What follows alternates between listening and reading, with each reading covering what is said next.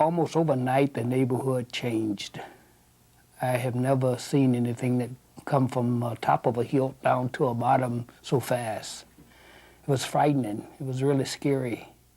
You reached a point where you felt uncomfortable going outside, you felt uncomfortable sitting in your house with the shades up and the lights on after dark. So then, of course, everybody was up in arms. We had like 7 houses on this block that were unoccupied or condemned. We had the gang house, which was really going hot and heavy. So I didn't decide, I just said to the neighbors, are we gonna put up with this? I know people that live in the suburbs that say, what do we need a block association for? We don't have any crime. I want to see a neighborhood thriving, a community thriving, so that I can bring my kids up here. I think this is a great place. And it is being threatened. I think the greatest threat, though, to our communities or to our neighborhoods is our inability to unite. Staying in your house and being afraid, it's not going to help you. You have to get out and you have to become involved. We have to stand together, united, and say, hey, we will not have you disrupt the quality of life that we have enjoyed. Change is possible in our neighborhoods. All across the country, people are getting together in neighborhood block associations to solve problems and establish friendly and informal working relationships. Block associations help members become assertive users of existing public services. And by working together, citizens can and should expect positive results to neighborhood problems. The Block Club is residents working together to solve problems in their neighborhood. Everything from a barking dog to a crack house. The solution is getting them together to discuss it and taking whatever steps are necessary to resolve it. Utilizing whatever resources are available from the city, but on the other hand, recognizing the importance of the residents themselves, taking responsibility and remedying it if possible, and certainly not sacrificing their personal safety in doing so. The first step is always the hardest. Sometimes you do feel like you're all alone and maybe having to deal with the problems all by yourself. But I think anybody would be amazed at the amount of good people out there in the neighborhood who want to get involved, who want to know you, and who want to make their neighborhood a better place to live. And it takes a certain amount of risk, a certain amount of being willing to put yourself out there to make the approach to other people, to do the friendly gesture. And you might get shut down, you might get laughed at, you know, who knows what's going to happen. One of the things that I've done to suggest, well, come on, you got to give it a try, is that, oh, it's kind of like voting, you know? You have a stake in things, and give it a shot just once. You will have times when you'll get together for fun, and then you'll also get together to accomplish something that needs to be done. One person is designated volunteers, is asked to be the block leader. And every block in our neighborhood has a block leader. And our block happens to have 2 because they're 2 people who work very well together. And they will get us all together maybe 3 or 4 times a year for informational, educational type meetings. We'll have the police come out and tell us about what's going on, what we should watch for, how we as citizens can keep our neighborhood stable in terms of crime. I didn't know how successful the meeting was going to be, but I got, I would say, at least maybe 10 different households off our block. People that I just would not expect that would come out, homeowners as well as renters. Everyone, you know, they didn't know what to expect, and I didn't know what I was going to talk about. It was very informal. And we also had someone from the city council that was there to kind of help and guide us, to tell us what a block club was about. And we've had anywhere from, like as they say, a small meeting of 4 or 5 people as to many as maybe 100 meeting at our neighborhood recreation centers. The use of those buildings is always very helpful because of their size and their location and the availability for parking near and around them. It also gives us a better chance for a forum where we can bring more than one city official to that meeting and probably deal with more than one issue at a given time, which cuts down on the number of meetings people have to participate in, and they appreciate that. So it's a very informal event, but we think it, here again, gives us the capacity to coalesce as a group of people caring about one another, because we really do. But you have to do something to reinforce that caring, particularly when new people come into the block and they don't feel as comfortable here as us oldies do. So we want to do that, an activity where that we can, you know, confirm the caring that we have for one another, and that we will be concerned if somebody needs us for any reason, but we also will have lots of fun together. My role as a leader, or they're called a block leader, is rather new. I've only been at it for a month or so. But by what I've seen other block leaders do is mainly the nitty-gritty stuff of keeping in contact with the community council leaders and knowing what the issues are in the neighborhood, and we do that through flyers usually.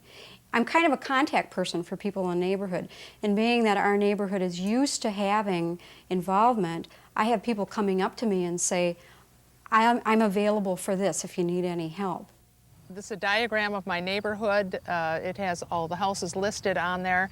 The other things that we asked people on the questionnaire that was sent out a month before this diagram came out was what animals they own, what vehicles they have, in case their animals are loose, in case their vehicle is out when a snowplow is coming.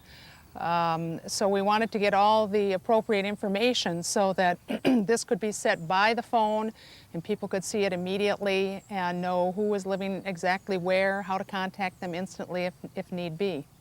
We also have a monthly newsletter. We call it the Eavesdropper here in our neighborhood, and that's delivered to every house once a month. And we have block news in there so that if there's something important going on in a block, we can put it in there. I really believe in passive things, which are positive, you know, making sure that there's somebody out there by the bus stop. Now that is a block club thing. Making sure that moms go out there, or dads or seniors who aren't working at that time, you know, going out there and waiting for kids on the bus to make sure nothing happens and the kids feel safe. That's a really positive, passive thing that you can do as a neighbor. I think the whole key to block club organizing or anything else is learning your agencies. If it's a vacant building, call vacant buildings. If it's environmental health, call them. Don't let somebody else take care of your troubles because they don't live there and they're not interested in it. You do it. If there's dog problems, call the dog pond. I mean, whatever it is, you're networking. And these agencies are all listed in your phone books, or you can call your councilman or whatever, you know, your alderman, whatever you have, and get a list of all these agencies, but you do it. You can't expect somebody else to fight your problems because they don't live there and they don't know what your problems are.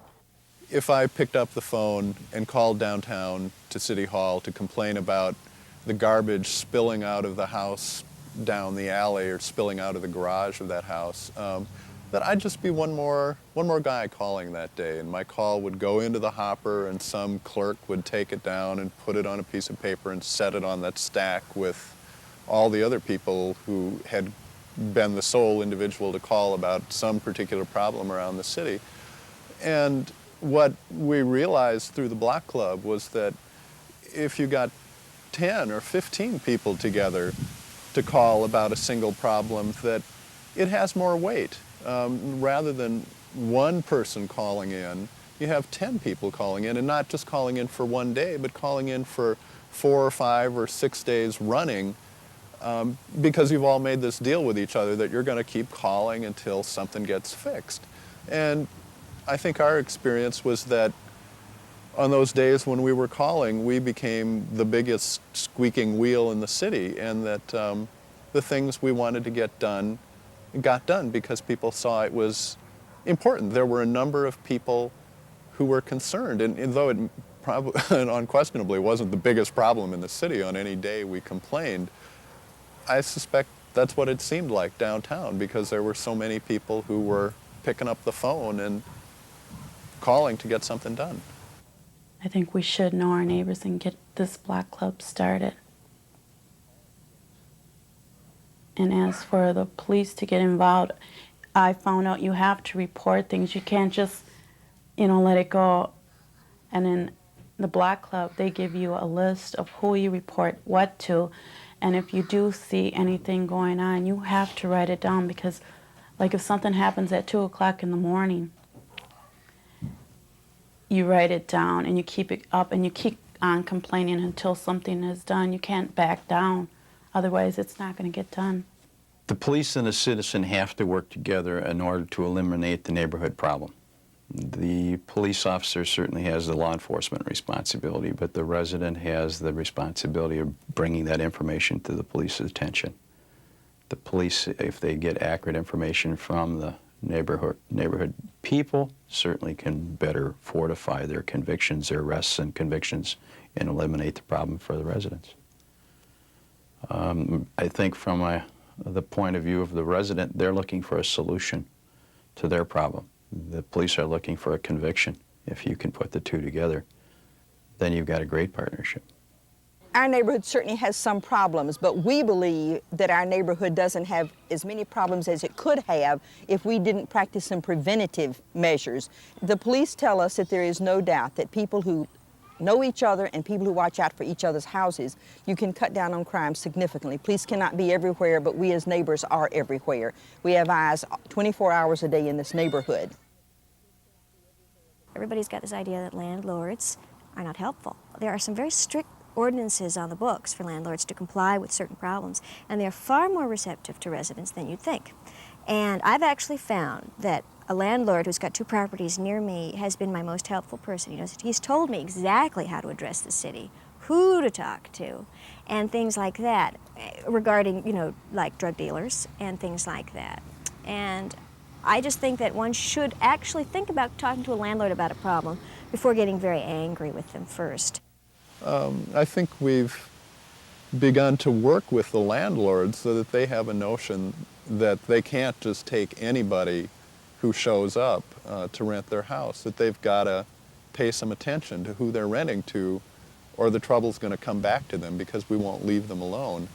Tenants Remedy Act is a law where the courts can take the building away from the landlord, have an administrator appointed where the administrator comes in, does the repairs on the building, then the landlord gets the building back after the proper arrangements have been made for him paying back the loan. If it's a vacated building and it's an eyesore to the neighborhood, then the block club, if they're incorporated and everything, can do the TRA on the building. They have to prove that it's an eyesore. Well, any building that's boarded up is going to be an eyesore. And there's always the possibility of vandals, people getting into it and having drug parties in the vacant buildings and this kind of stuff. So that's why they are now allowing block clubs to be the plaintiffs. Because of crack houses and drug dealers who were living in rental properties and dealing drugs out of these properties, the state legislature got together and passed state legislation mandating that landlords who rent to drug dealers, whether or not they knowingly rent to drug dealers or not, but if a drug bust goes down in rental property, that rental property is seized. And it makes landlords have to be more aware of who they're renting their property to. It gives the neighborhood more control of who comes and goes in their neighborhoods, and it makes absentee landlords responsible. And that empowers the neighborhood, and that empowers the people who own property in that neighborhood and who live there.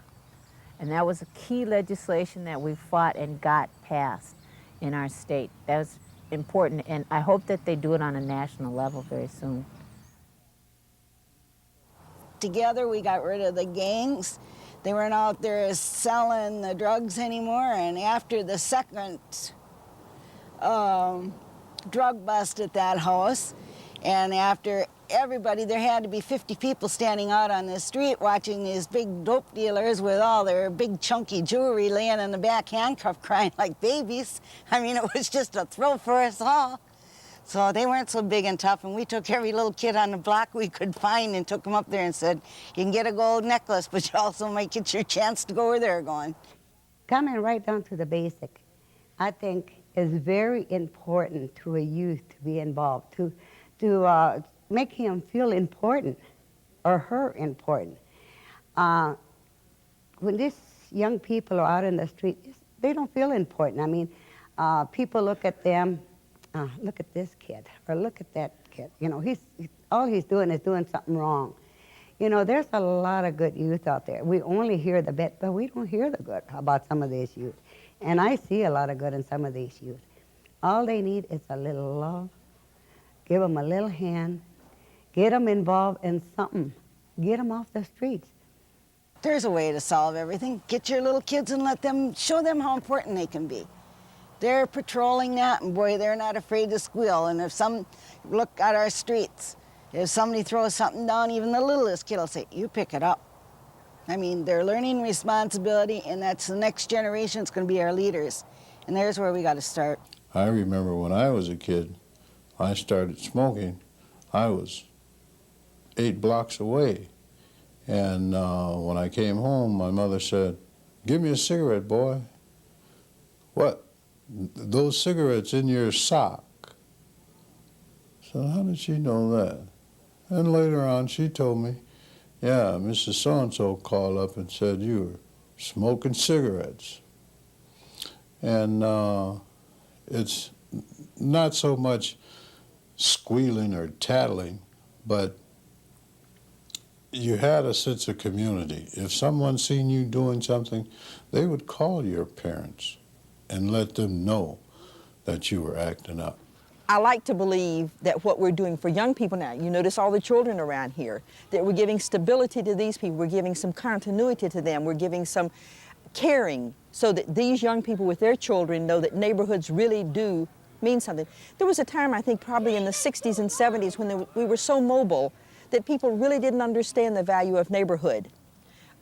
We all moved every 2 or 3 years for lots of very good reasons, but I think it caused some real instability in communities. I think we're going back, and certainly in our neighborhood, I think represents the going back to the stability of community that I think has a great deal to say about living in the central city. If you want to live safe and be a good neighbor, I really encourage that everyone should help each other out. Because without your help or my help, we can't be a good neighbor or we can't live in a safe place. Belonging to the association makes me feel that I'm an owner of the community and the area and the city and the people in it and the institutions around me rather than just this one little 40 by whatever it is, 120-foot lot with a building on it. I'm not a prisoner in my own little property now. I'm a member of the community.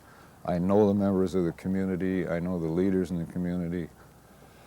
And it's a better feeling.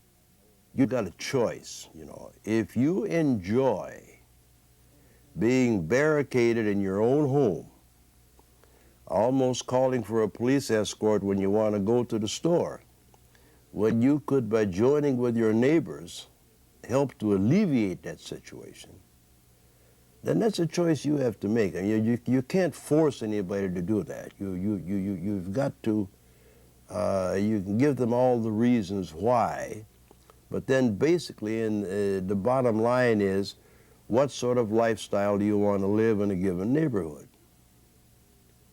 Myself, I've never felt that I would like to feel that I'm a captive in my own home. We can't sit back and continue to take it and take it and take it. We can't, because it's not going to stop. Only we can stop it. So those of you who are afraid, come out. Come to a meeting, voice your opinion, voice your concerns, and let the people know you're not going to take it anymore. Things don't always turn over as quickly as you would like them to. And sometimes you want that wheel of progress to go just a little bit quicker. and you get frustrated sometimes. But in the final analysis, even though slow, being involved is really worthwhile, and it's worth it for me. Patience is important because it takes a lot of hard work and quite a long time. My case particular, it took me 9 months to finally win the TRA, the Tenants Remedy Act, against my landlord. And like I say, it was 43 code violations just on the building. Like I said, many nights I just would cry myself to sleep. Sometimes I just paced and walked all night. And it was hard. It was really hard. But I did it. I showed him I'm not afraid of him. I won what I wanted to win, and it made me feel good. He couldn't push me around. We don't have to make it so sophisticated. I think people get intimidated because they think, oh, if I get involved in this or if I do this, I have to have a master's degree to do it. It doesn't take that. It just takes simple, everyday folks who have their hearts in the right place to get out here and get involved and make a difference in the neighborhood. What we've found here is that you know, all of us really do want the same thing. We recently had a day when we could get rid of all the garbage in our alley, all the garbage and the brush, and you know, everybody came out to help on it. You know, the black guys, the white guys, the Hmong guys, the Ethiopians, we're all out helping to cut this stuff down and haul the trash away because it serves all our interests. And when you can get a chance to work together with people like that, people see that you do all want the same thing, that you all really do want the place to be clean and to look nice and to be safe for your kids, and that there aren't those immense barriers that you like to imagine there are between people when you're just sitting in your house by yourself. I mean, you get together with other people and realize that you all want more or less the same thing, and that you can work together to get it. When you have numbers, you have power. When you're talking, when you're a single voice, it isn't heard as loudly as a united voice. That's why a choir is always going to be stronger than a single vocalist. You know, there's just more power in that. And that kind of power is what gets officials elected or voted out of office. It's what gets city ordinances passed. It's what gives people an opportunity to make changes in their own lives. And that's what being part of a neighborhood block is. It gives you a sense of power. It gives you a sense of, hey, this is more than just where my house is. This is my neighborhood. This is my home. And these people in this neighborhood are part of my family.